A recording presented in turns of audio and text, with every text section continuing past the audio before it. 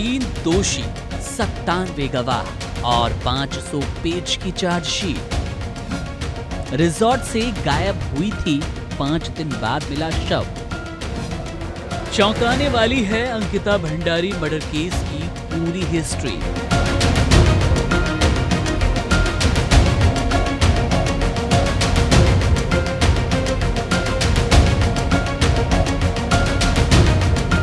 अठारह सितंबर 2022 ऋषिकेश के पास ही बंतारा रिसोर्ट की 19 साल की रिसेप्शनिस्ट अंकिता भंडारी 5 दिनों तक घरवाले परेशान रहे, इधर उधर भटकते रहे, उसे खोजते रहे। फिर 24 सितंबर को कुल 5 दिन बाद अंकिता का शव चिल्ला नहर से बरामद किया गया। फिर क्या था, पूरा उत्तराखंड हिल गया। हर आंखों में एक ही सवाल था, आखिर अंकिता भंडारी को किसने मारा, इस जघन्य अपराध को अंजाम किसने दिया। लेकिन हैरत की बात तो देखिए, कोर्ट ने जिस पुलकित आर्य को दोषी ठहराया, उसने ही अंकिता भंडारी की गुमशुदगी की रिपोर्ट दर्ज करवाई। कोर्ट ने पुलकित आर्य के जिन 2 साथियों को, सौरभ भास्कर और अंकित गुप्ता को दोषी ठहराया, उन तीनों ने ही इस जघन्य अपराध को अंजाम दिया। चलिए जानते हैं अंकिता भंडारी के साथ कैसे क्या क्या हुआ। पुलकित, अंकित और सौरभ ने इस अपराध को कैसे अंजाम दिया। Ankita Bhandari case history. श्रीनगर गढ़वाल की एक सामान्य परिवार की रहने वाली अंकिता भंडारी उस दिन काफी खुश थी जब उसे ऋषिकेश के बंतारा रिसोर्ट में नौकरी मिली। ये खुशी दोगुनी हो गई क्योंकि उसके घर की आर्थिक स्थिति ठीक नहीं थी।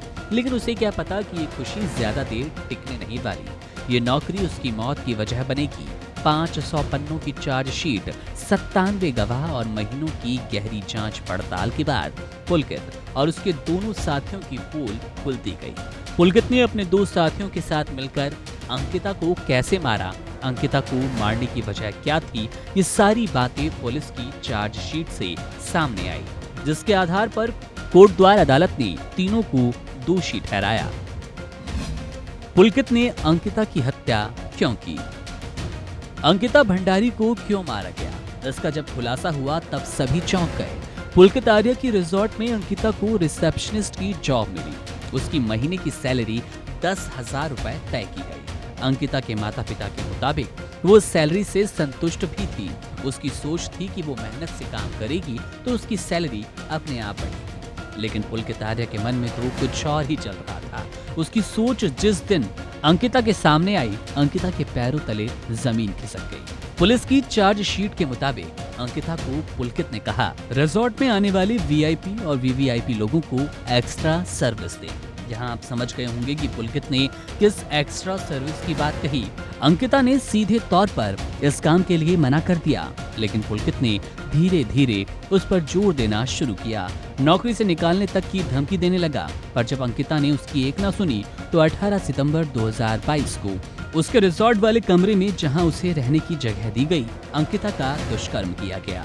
ये बात पुलकित के रिसोर्ट के ही एक कर्मचारी ने अपने बयान में कही। बकौली 18 सितंबर 2022 की रात पुलकित अंकिता के कमरे में 1 घंटे तक रहा।